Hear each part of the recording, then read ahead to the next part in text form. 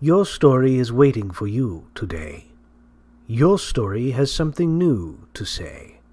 But your story will only come out to play when you're alone. Alone. Alone in a room with invisible people.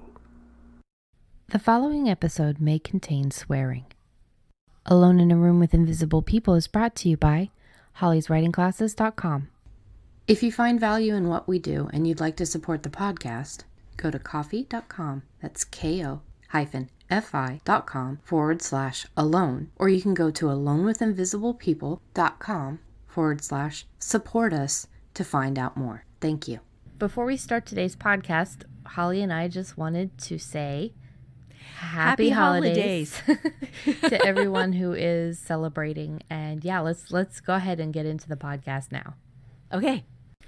Hi, I'm Rebecca Galardo, host of Alone in a Room with Invisible People. I am here today with author and teacher Holly Lisle, and today's topic is how to turn what you love into what you write. Yeah, this one I'm very excited for. But before we do get into today's topic, we're going to talk a little bit about what we did last week. Well, this week. Yeah. So, Holly, you start us off. I have dedicated myself to focusing small. And this is one of the things that I'm going to be working on next year as well, where I am setting a low bar and then hitting the low bar and running past it if I can. So the biggest thing for me in the past week was getting back to revising Dead Man's Party. Yeah. Because there have been a couple of weeks of just chaos, and I have been tied up with moving all of the email stuff from one provider over to the new provider, and that's just a massive task, and getting ready for Christmas and getting ready for Thanksgiving and holiday stuff, and a lot of stuff got pushed aside. So this week, Dead Man's Party was first on my everyday list. And I'm looking over what I got now and had, let's see, 1, 2, 3, 4, 5, 6, 7. I got 7 hours of revision on Dead Man's Party on Monday through Thursday. That's awesome. That's really awesome. Yeah. Yeah, I remember the last few weeks you've been focusing on other stuff and not your fiction, and yeah, that's a good way to show everybody that anybody can lose the sight of getting their fiction in first, or getting it in whenever you do, letting other things take control. It's just a constant struggle, so you always have to try to keep mindful. It is, and I think part of the reason it's a constant struggle is because at the way I do it, it doesn't feel like work. And so it's very hard to justify if I know I've got 7 email sequences that have to be moved from one provider to the other and all of this stuff done. It seems like that ought to go first. But if it goes first, then the writing doesn't get done. Yeah. So that's the thing where a lot of people will tell you eat the frog, and that's just, yeah, it's not everybody's heard it, but basically it's whatever is on your to-do list that is the thing that you least want to do, get that done first. And this shows that that's not always the case. Because if you do something that you love for a living, then eating the frog first doesn't fit all the time. For some people, sitting down, button chair, and writing would be the frog, because they're still having that block, quote unquote, or the struggle. Yeah, they're still going through the struggle, or they're they haven't done their 10-minute timer stuff yet, and that they keep putting it off. So it varies on where you are as a writer, but sometimes when you get to that point, you love it so much that it's no longer the frog. So I've always kind of felt iffy about that saying and putting the frog first, because it's not always the thing you need to do first. Right. Yeah. For me, the thing that is most important to me is the fiction. So the fiction just happens to be the most fun I have all day. Yeah, that's more like eat the dessert first. Yes, dessert first. Life is short. So that was a lot of my week. Now I still got almost all of the email sequences done. I did a bunch of stuff on the forum and putting together the stuff that we're going to do today, and then the stuff that we're going to do next week. And I just got a ton of stuff, but I got my fiction first, and I got 7 hours of fiction in 4 writing days, and I'm really, really, really happy about that. Yeah, as you should be. My week was also kind of hectic, but I did manage to get into lesson 13 of How to Revise Your Novel, which is conflict tracking. And that took me a while to understand the lesson.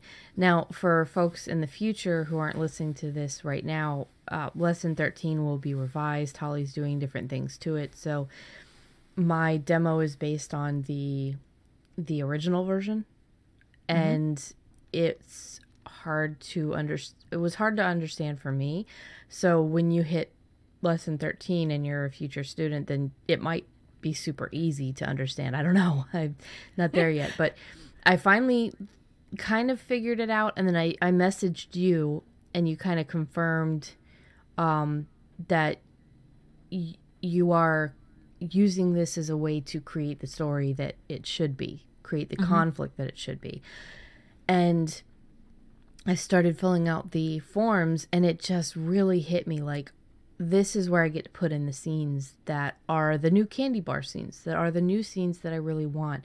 This is where I find little ways of putting conflict into other scenes and keeping it organized, keeping it to the point where when I start to do the write-in, I have all of these notes. I have all of these things that remind me what goes into this particular scene, what the purpose of this scene is. And it's just incredible that I can go through this again and be finding things that are, it's not new, I guess, to me because I've been through it before, but because Leaving Wanda Lucia was so format based, and the House on Andrews Ave I've written with the How to Write a Novel course, so it's so crazy and loose, and it was just this thing that I was pantsing, sort of pre-plotting, but a lot of it was also pre-plotting in a pantsing kind of way. I am finding that there is so much more to this class than I've even gotten from the past, which is crazy. Everybody knows, but probably so many people are tired of hearing about it, but everybody knows it's my favorite one of your classes. And it's still teaching me new things. It's still, even if I did do some of these things in the past, there's a different layer of depth to this, because this is an entire series, an entire world that I want to write in for the rest of my life. So there's... Yeah, we talked about that a little bit while we were talking during the week. Yeah. So this is, it's just diving in to this revision is more joyful. I think especially I'm glad that I got the first How to Revise Your Novel thing done on a book that didn't matter as much to me, because I can enjoy the process more now, knowing that all of the faults that I find are another thing that I can improve, because it's better that you find them. You know what to look for. You find them. You're like, aha, little bitch, I'm going to cut you out. I'm going to fix you. It's just better that way. And I'm going through the conflicts right now, lesson 13. And once I understood it, it really clicked in my head, and it's been a joy to do. It's been an absolute blast and a joy. And like I said in the forums, my muse is coming up with so much cool shit that it's actually hard for me to maintain, like, okay, well, just write it down. You'll get back to it, instead of just wanting to leap right into the write-in. Because I still have, 3 or 4 weeks before I do, 3 or 4 lessons before I do the write-in. Oh, so you're so close. Yeah, I'm so close, especially after everything. And I'm going through a lot of struggle right now, mentally, emotionally, and having this kind of joy really balances things out, and it gives me something that I can bury myself in and know that I'm also finding a lot of progress and making a lot of progress and getting deeper and deeper into this world that I love so much. So Yeah. Okay, so let's go ahead and get into the topic. This is how to turn what you love into what you write. Yes. And you should, it is so easy to look at all of the things that are selling and to listen to all of the people who say, oh, you're such a good writer, you should write this kind of book, or you should write this kind of story, or this stuff's selling really well, why don't you write that? And it's easy to listen to that, and it's easy to try it. Mm-hmm. The problem is that if it isn't what you love, it is a path to mediocre work, to frustration, to turning something that is this wonderful thing into a source of misery rather than a source of joy. But it's kind of hard sometimes to see how you can turn what you love into what you write. Mm-hmm. But everything you write should be something you love. So this week, this is just kind of a quick little thing. We are going to bounce back and forth and show you how to do that. Yeah, and this is completely off the cuff. There are no worksheets. There's there's really nothing that the show notes are really light this week. So we're just going to kind of have a lot of fun in bringing up certain things that we love and talking about how to turn them into what we write. And I know that that it can be hard because I stuck with romance and erotica much longer than, and I didn't realize this until I started working on the Fulton Hills book. I stuck with it much longer than I loved it. I really did. And that's another thing, is if you've been writing a certain genre and you're comfortable in it and it's your go-to and it's what you think that you are certain is what you're going to write. Hell, I even started planning books in the Fulton Hills series a year and 2 or 3 years ago. It was before we started this podcast. I wanted to get into it, and I started planning them as romances, and I didn't know why I wasn't thrilled with that. So even as a writer with a lot of time and experience in writing, you can still fall into that pitfall of writing stuff that you don't absolutely love.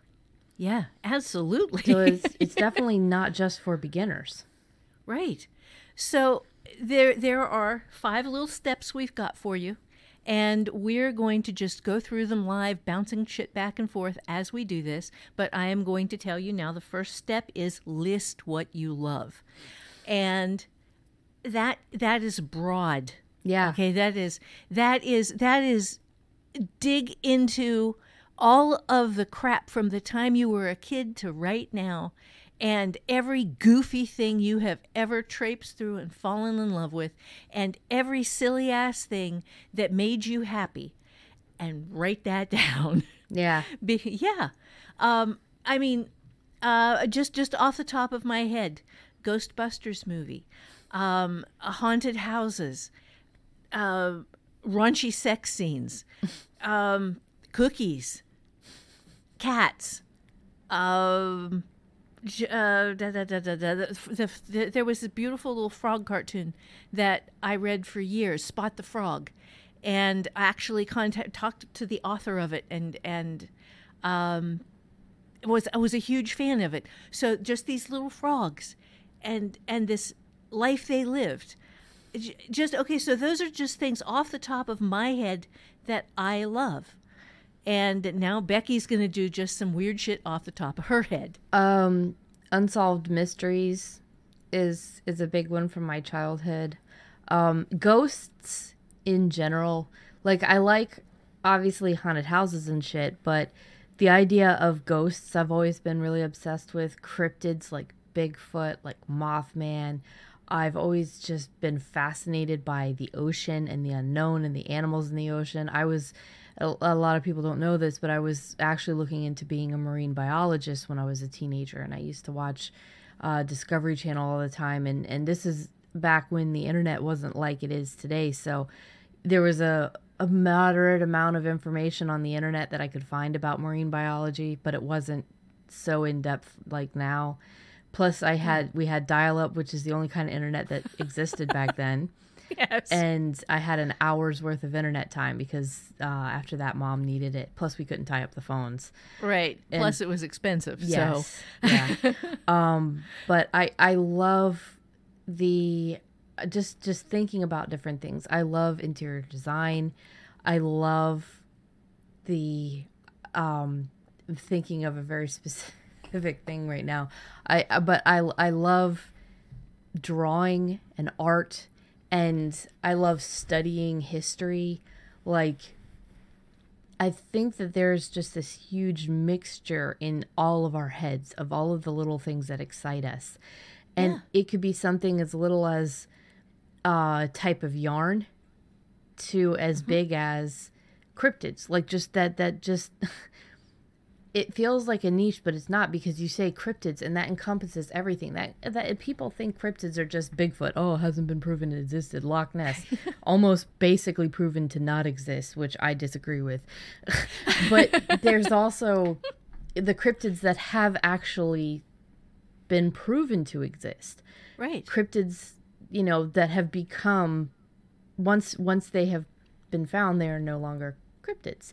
So, right, but they're these ancient fishes that were thought to have been extinct for millions of years, and then somebody hauls one up. Or that's a cryptid. Yeah, exactly. That is just a cryptid that was proven to be real. So I say any of that's you, a decryptid. Yeah, decrypted. I say any of you Bigfoot naysayers, your time is coming, sirs and ma'ams. But there's just all sorts of things I love. I love textures. I'm really, really obsessed with certain textures. I love the idea. Like I said, interior design.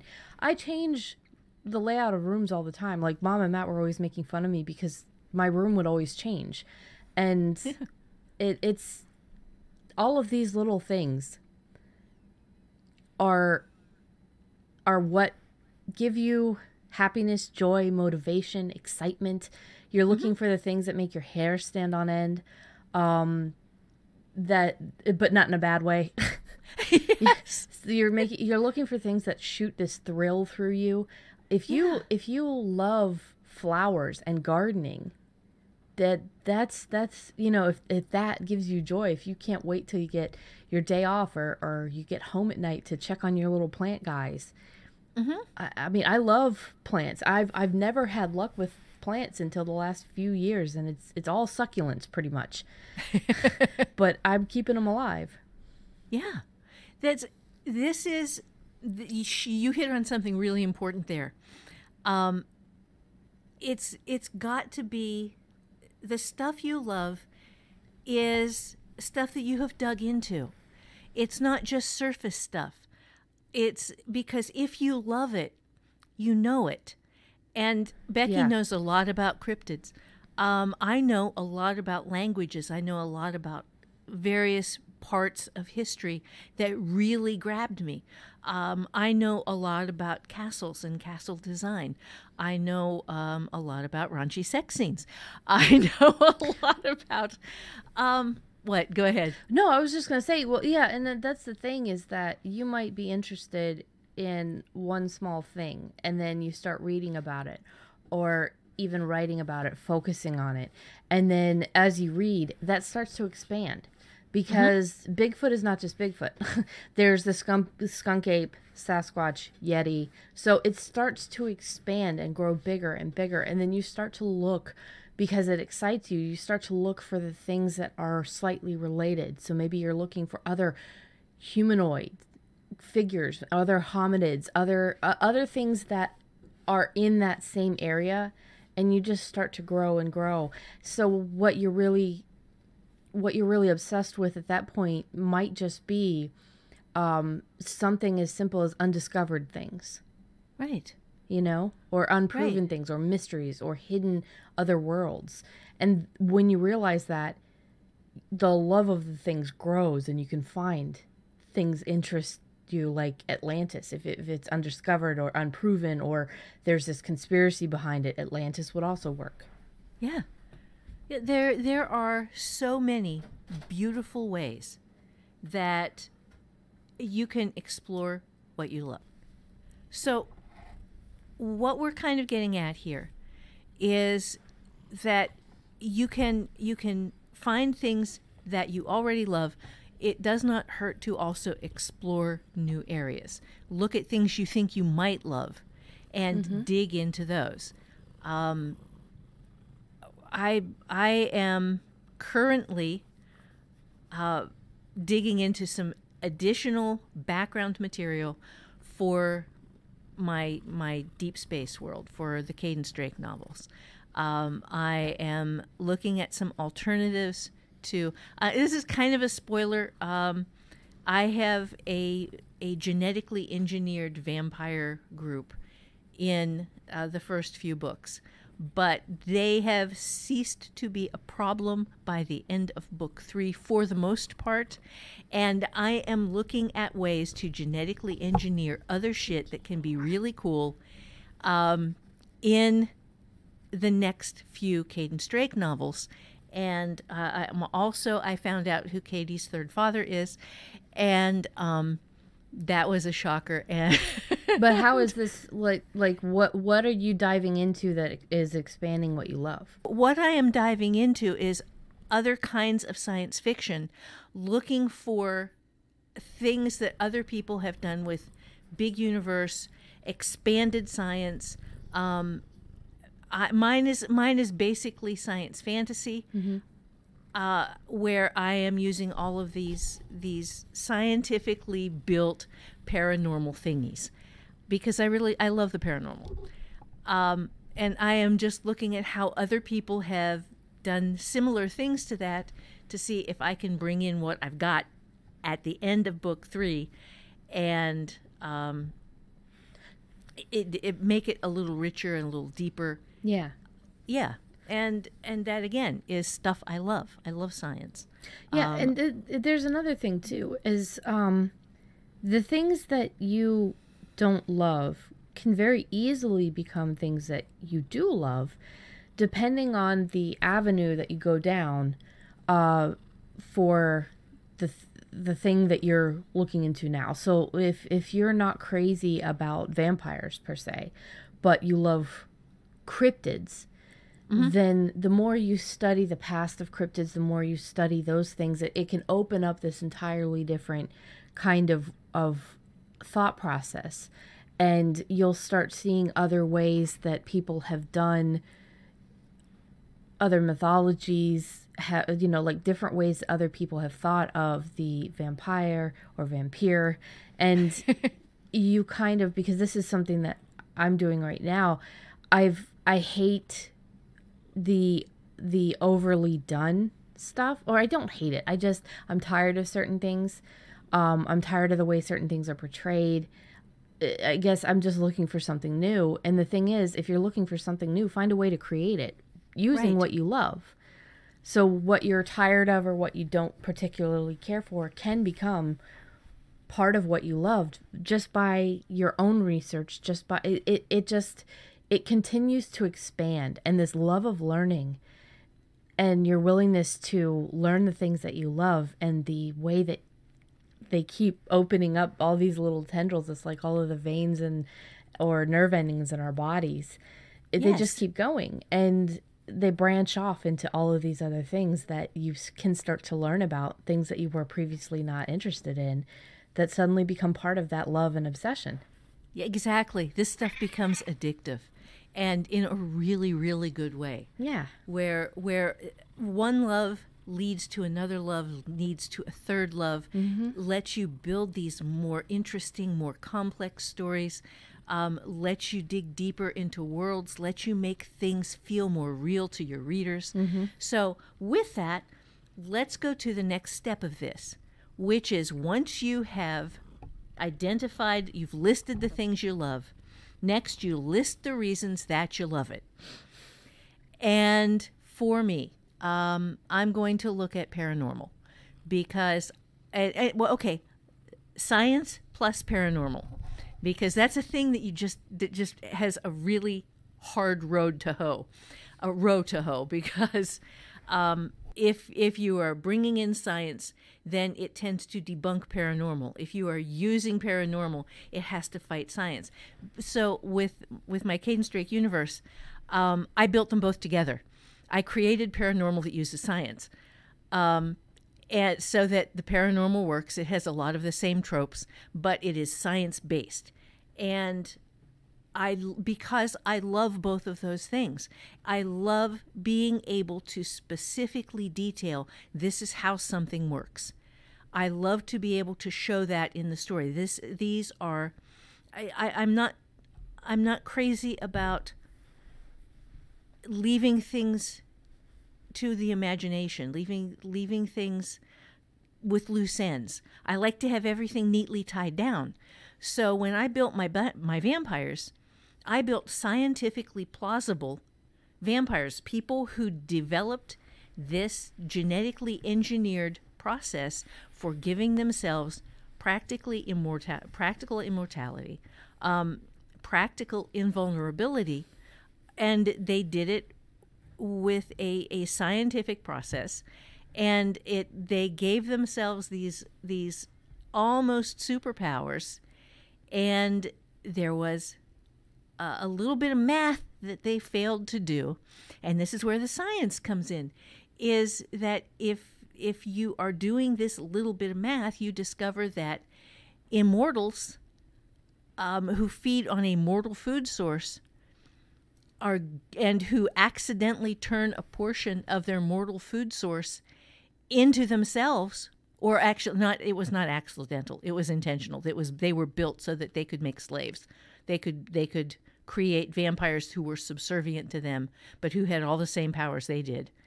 And if you do this, there is a little math problem that led to the second book. And the solution to the math problem led to the third book. But it's paranormal plus science. And the reason that I love it is because you can do stuff like that. Because you can say, okay, well, if I take this bit of magic, turn it into science, explain how the science works, and then follow it to its logical conclusions, I can make some really bad shit happen. Yeah. Yeah, and it's so funny how very alike we are. And I'd say accidentally, but it's not accident. It's very easily scientifically proven, it's the genetic thing.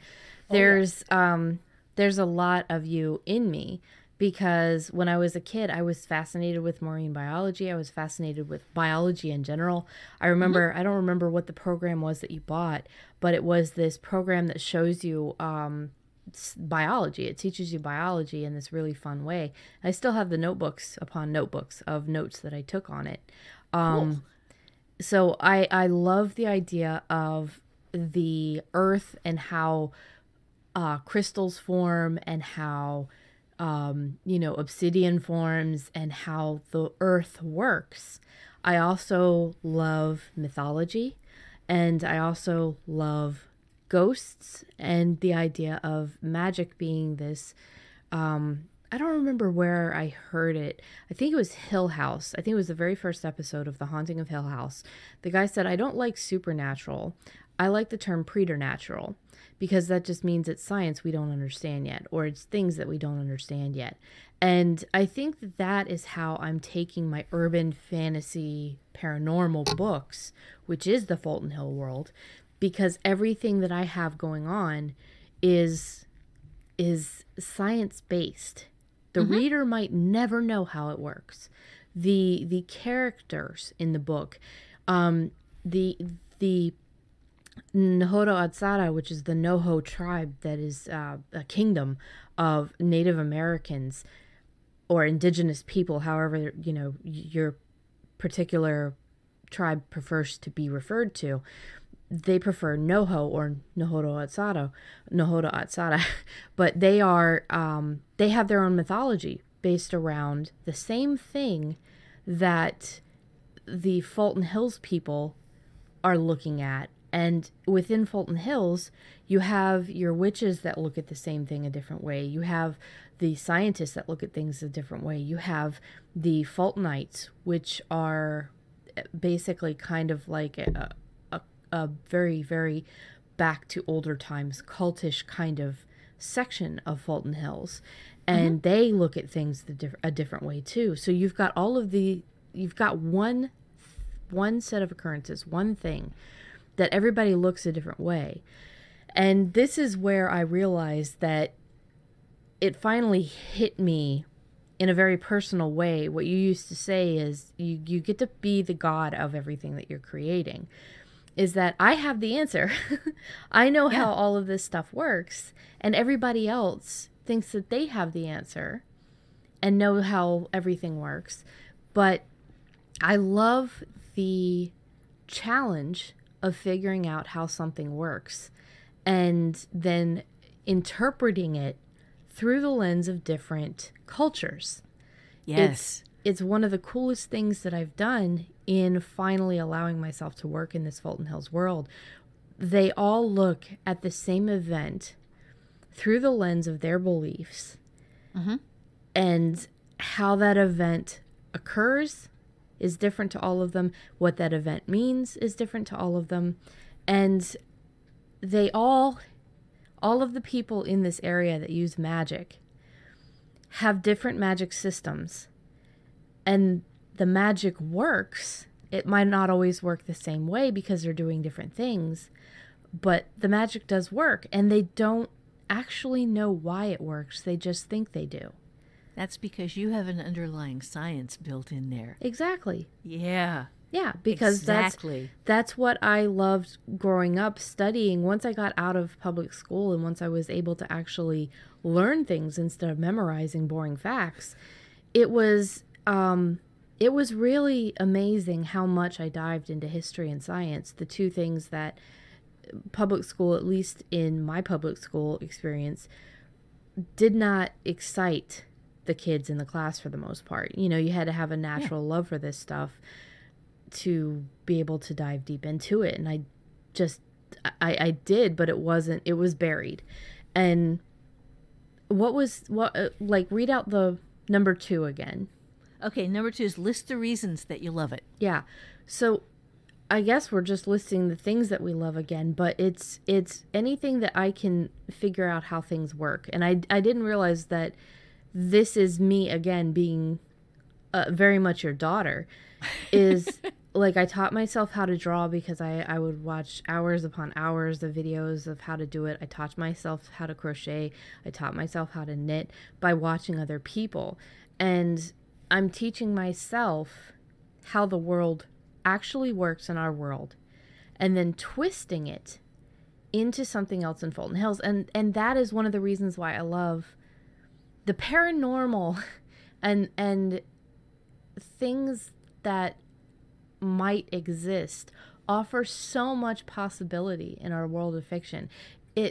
I think that the scariest movies leave a lot to your imagination. They don't show the monster in the suit. They don't show a lot of detail in certain things. It's the same thing with the books that you read. Leaving a lot to the imagination means that person can fill in what is scary to them.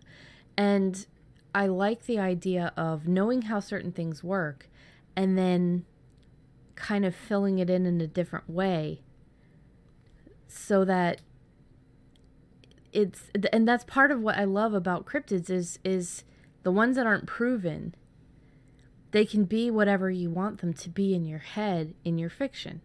Mm-hmm. Right, and you can get some really good stuff out of that. Okay, so then, now we're going to go to step 3, which is figure out ways, unexpected if possible, to connect your various loves. Okay, and we have already talked about this a little bit. Well, yeah, I mean, it's kind of this circular thing. It's hard not to. Yeah, but it's just you're looking at things as diverse as knitting and frogs and cryptids and paranormal and science and history and all of these crazy little patchwork pieces that make you the person you are, whoever you are and whatever you love. And you're going to say, okay, how do I combine frogs with cryptids? Well, Or, that one's too easy. how do I combine frogs with history? Then you build something like a frog god. Back in history, where a statue is found, where you bring in this expert, and the expert is trying to understand how this frog god got in this place where no frog god has ever been, and all of a sudden you got a story. And it's going to be a story you're going to have fun writing, because it's this stuff you love. So Fulton Hills is basically the combined everything that I love, except for extraterrestrials. Again, I had to set limitations on myself. But Fulton Hills is my 19-year-old's version of being obsessed with serial killers, cults, magic, the way that the earth worked, history, starting to really get deeper into history. And it's covens and the alternate lifestyles that maybe the Amish people have, or Mennonites, and the whole secret society. Fulton Hills is me combining every bit of that into one world, and I finally get to write it. But that's me combining everything, and the idea of how they intertwine and how they run into each other, and how little bits and pieces are going to start popping up in different things, and you won't know until 7 books later, or maybe even a different series, when that particular thing that has been mentioned before pops up and it's got its own book or its own series. It's my sandbox that I created. That's taking just the smallest thing. So let's just say that you're fascinated by cults and cryptids. Find a way to combine the two. Mm-hmm. Yeah, well, I have, while you were saying that, I realized that I have a really nice example of this that is not all of the examples that I have already used. My Secret Text trilogy, Anne Vincalis the Agitator, so Diplomacy of Wolves, Vengeance of Dragons, Courage of Falcons, and Vincalis the Agitator, were based on the following things. They were based on me living in Central America when I was 14 and 15, in Costa Rica and in Guatemala, on the cultures there and the languages there, and not just Spanish, but the various Indian tribes and cultures and things that were there. It was based on European history. It was based on my absolute frustration with fantasy novels that were based around castles and Europe. It was sort of the anti-Europe trilogy, in that it was all of these things that Europe wasn't. It was grungy, but I went into a lot of the realities of what I saw living in Central America, and I brought a lot of that in, but I put it into a completely different kind of semi-European culture, but in Central America, in another world, with magic, because magic is very important, with werewolves, and shape changers, and a history of some horrific event that had destroyed everything about 1,000 years before, and this one mythical guy named Vincalis the Agitator. And I eventually wrote the 4th book in the series, which was a prequel, which was 1,000 years before, when you get to meet Vincalis the Agitator, and you see everything before everything went boom. So it has a post-apocalyptic thing going on in it. It's got shape changing. It's got fallout from some horrific event. It's got just all of this stuff, and all of that was stuff I loved, and none of it is stuff that you just rationally put together. Yeah. You just have to get kind of creative and figure out how to shoehorn all of these crazy pieces into one thing. And when you do, you have your story. Yeah. That's it. just to make a quick note, when Holly said she was frustrated with all of the fantasy novels set in like this England or European feel, with the castles, it's not that she didn't like them. It's just that that's how a lot of them are set. That's yeah. Right. And you read, I wanted something different. Yes. Yeah. Yeah, because seriously, I mean, God, I adore Europe. I loved the castle period. I threw myself into European history when I was a kid and as a young adult and as an older adult. And my goal in life still is to go to England and go through all the castles and stuff. I still want to do that someday. And it just hasn't happened. But there is another whole world out there of a zillion other things, and you can have high fantasy set in other places, and I wanted to do that. Yeah. And I knew another world and had lived there, and so I used that world. Yeah. And that's also a cool way for you to find ways to kind of mix it up in your own writing. If you love the desert, but you also love elves, which tend to live in the forest, then you run into something like ElfQuest, which is they have the desert elves and they have the forest elves. And cool. Yeah, and that's something that is a neat concept, because where else have you really heard about desert elves? It's very cool. So, what is number 4?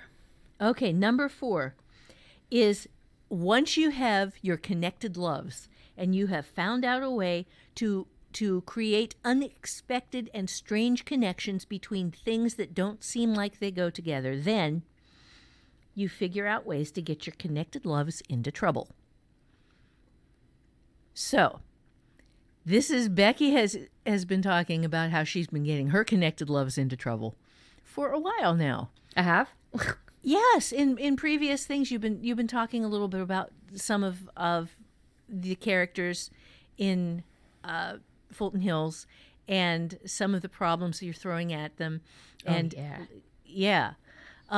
so this is the next thing you do. For me, I'm just going to use the diplomacy of wolves thing. I put Central America and high fantasy and big magic and a sort of semi-feudal culture into one book.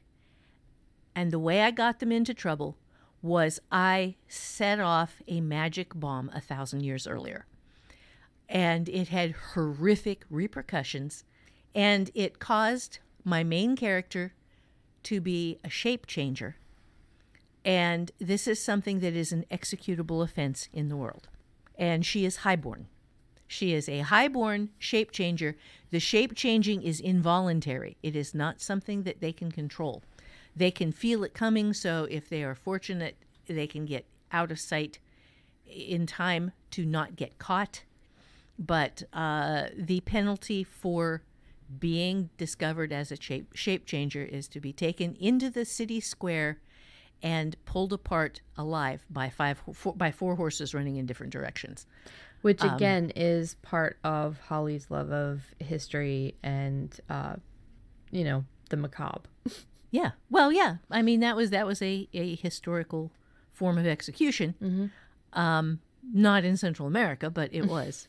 And it's just a case of mixing a lot of different things that I love together and getting something, and then making something really bad that the character has to deal with from even before the story starts. She has an oh my God problem, and she is just lucky that she was highborn and her relatives could cover for her and keep her out of sight when the shit was going on until now. And so that's the second thing is, okay, so what happens when her relatives can't cover for her anymore? And that's when the story starts. Yeah. Yeah, that's awesome. So it's all about mixing, matching, and then causing problems, wreaking havoc. Wreaking havoc. That's the one. Apparently I didn't have enough coffee this morning, but yeah, that's so it's. I love the way that your brain will work if you are asking the muse these questions of, well, how can I make it worse? How can I, so you're creating like this cryptid. Well, what limitations can I put on it? How can I make it more vulnerable and more dangerous? How can I change things up a little? And that's what I have been working on in the times when I'm not working on my revision. Again, as I'm going through this revision, I keep coming up with these things that my muse wants to play with, and I have to tell it not now, but we'll write that down so we don't forget. And it is coming up with all of these different twists on mythology, which I like the idea of having all of these kind of Easter eggs in the book that will maybe lead to a full chicken. So I guess they're not boiled Easter eggs. That will lead to a full chicken in its own stories, its own books. And that's the effect of limiting yourself and your work to very, very specific things allowed in the world, and then also enjoying the game of, okay, well, how can I twist this? How can I, because originally I told myself no vampires in Fulton Hills. So my muse is automatically fighting that, even though I'm not.